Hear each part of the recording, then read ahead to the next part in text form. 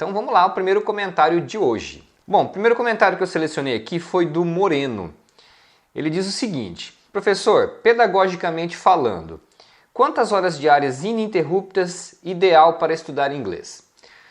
Bom, Moreno e galera toda que estuda inglês aí, eu recomendo sempre que você estude o maior tempo que você conseguir, né, que você tiver disponível, até o ponto de você não ficar cansado. Então, você tem que estudar um tempo que seja, que você sinta que produziu alguma coisa, que você pegar o seu material de estudo e sentar 5 minutos, não compensa o trabalho.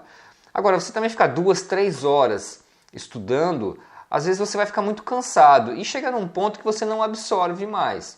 Então você tem que ver que isso é uma coisa muito pessoal, vai depender do tempo que você tem disponível, vai depender do que você está estudando, né? Porque coisas mais complexas você vai cansar mais rápido.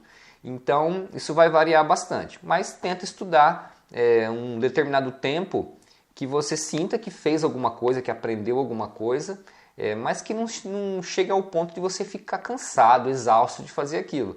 É sempre legal você parar antes de você cansar, porque você vai estar motivado a continuar no dia seguinte. Se você faz alguma coisa até você ficar exausto, a tendência é que você evite de fazer aquilo por algum tempo, né? Então, o importante é você manter um ritmo. Então, se você estudar todo dia um pouco, uma hora é um tempo bom, né? Eu acho que a maioria das pessoas vai conseguir estudar 1 hora por dia sem ficar tão cansado.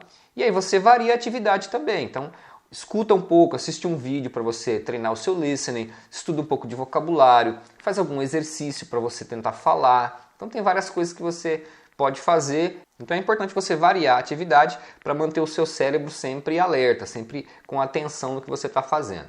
Bom, o segundo comentário de hoje é do Raimundo Santos. Então ele pergunta o seguinte, ele fala assim, ó: parabéns, obrigado Raimundo. Suas aulas são muito esclarecedoras, já tenho um extenso vocabulário. Tenho aprendido as estruturas, verbos, etc. Tenho uma grande dificuldade de assimilar quando ouço alguém falar o idioma. Ou seja, o meu raciocínio ainda está lento para compreender frases contínuas. Preciso de uma orientação. O que fazer? Bom, vamos falar de listening, né? Todo mundo tem, entre aspas, dificuldade em entender o inglês falado. Um dos motivos dessa dificuldade de entender o inglês falado é porque a pessoa faz tudo menos praticar o listening. Ou então ela faz um pouco de listening achando que é o suficiente. Então, por exemplo, você não vai melhorar o seu listening se você estudar gramática, se você estudar, fazer exercício escrito, se você ler. Entendeu? Então, são coisas importantes de você fazer, porque você deve aprender o inglês como um todo, né? Então, diversas atividades vão contribuir para o desenvolvimento do seu inglês. Mas se você quer entender, quer ficar melhor no seu listening, você tem que escutar mais, né? E o listening é uma coisa que demora um pouco mais mesmo para você desenvolver. Então você deve colocar como atividade principal escutar o inglês falado. A partir daí você ir esmiuçando, estudando o que você está escutando. Então é sempre bom pegar dessa forma. Você escuta alguma coisa e tenta descobrir o que ele está falando. Não o contrário, você fica estudando as palavras num texto e depois querer entender isso na linguagem falada. Porque você vai ver que é diferente. Principalmente no inglês, essa diferença entre o que se escreve e o que se fala é bem grande. Então é como se você estudasse duas línguas. E muitas vezes o aluno se frustra ou fica brigando, querendo que eles falem do jeito que se escreve, né? Porque a pessoa está acostumada a estudar o inglês escrito, então ela fica querendo que o nativo fale do jeito que ela entenderia, né? Que é o jeito que está escrito. Isso não é a realidade. Nem para nós. A gente fala as coisas bem diferentes do que a gente escreve e a gente nem se dá conta disso. Então, em inglês vai acontecer a mesma coisa. Então, minha dica é: ouça bastante o listening e sempre escolha alguma coisa para você escutar, para você estudar, que você entenda um pouco.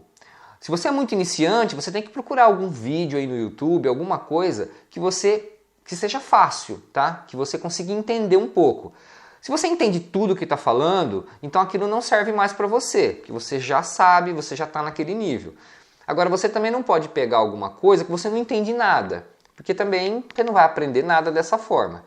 Então, tudo tem um ponto ideal. Então, o ponto ideal é que você entenda um pouco, mas que tenha coisas ainda que você não entende. Então esse é o ponto de você conseguir ir progredindo, tá? Então aí você avalia como que está o seu inglês. Então quando você for escolher alguma coisa, então escolhe alguma coisa que você escuta e entende um pouco, aí você vai estudando aquela parte, vai tentando descobrir a parte que você ainda não entende, tá? Mas tenta não fazer alguma coisa que você não entenda nada, porque aí também fica muito chato, fica muito cansativo, você vai se desmotivar com certeza. Bom, o terceiro comentário de hoje é o seguinte, é da Isabela Fernandes. Bom, a Isabela pergunta o seguinte: eu queria saber o porquê que algumas frases interrogativas usa-se o do e em outras invertido o sujeito com o verbo principal. Adorei o vídeo. Ok, obrigado, Isabela. Bom, essa é uma pergunta muito comum, principalmente quem está iniciando, que se confunde. Por que tem perguntas que você faz com do you e perguntas que você faz com are you? Ela não mencionou que é o are you, mas eu suponho que seja coisas desse tipo, né? O are you, existem outros auxiliares também que causam essa dúvida. Mas vamos falar desse que é um dos mais comuns. Então qual que é a diferença de eu perguntar do you speak English e are you happy? Porque o do, ele é um indicador de presente. Ele indica que o verbo que você está usando na frase está no presente. Só que o do em si, nessa posição de auxiliar, ele não tem tradução. Ele é só um indicador de tempo. Então quando você fala do you speak English, você está perguntando, você fala inglês? Então esse do serve para indicar que speak é um verbo que está no presente. Você está fazendo uma pergunta no presente, tá? Então é só isso. Esse do serve para indicar perguntas que estão no presente. Mas ele não tem tradução por si só. Ele simplesmente indica o tempo presente. Agora, are you, o are é um outro auxiliar. Ele também é um auxiliar. A diferença é que ele tem uma tradução por si só. Então, como ele já tem a tradução dele, e ele também é auxiliar, ele faz as duas funções. Então, você não precisa colocar o do. Você não vai colocar do you are, né? Você economiza esse do, coloca o próprio are no lugar que seria o do. Então, quando você fala are you, você também está indicando uma pergunta, só que no caso, o are é o verbo ser estar, né? É uma das formas do verbo ser estar. Então, quando você fala are you, você está perguntando, você é alguma coisa ou você está alguma coisa, entendeu? Então, quando eu pergunto are you happy, é porque eu estou perguntando, você está, tá vendo? O are é o está. Feliz? Então, por isso que é are you. Você não poderia falar do you happy, porque o do indicaria o presente de um verbo, que nessa frase não tem, você não colocou outro verbo, né? Você usaria o verbo está, e quando você usa o verbo está, você não precisa do do. Mas eu explico isso bem detalhado na série A Lógica do Inglês. Então, se você procurar aí no canal, tem essa série, A Lógica do Inglês. Começa a assistir. Se você não viu ainda, assiste desde a primeira aula, que aí você vai entender como é que funciona isso, né? O funcionamento dos auxiliares. O principal ponto dessa série é você entender o funcionamento dos auxiliares, que é a grande diferença no funcionamento dos verbos em inglês e do jeito que nós usamos em português. Então é só você olhar lá dentro do canal que tem uma playlist que é a Lógica do Inglês. Aí você vai acompanhar essa série.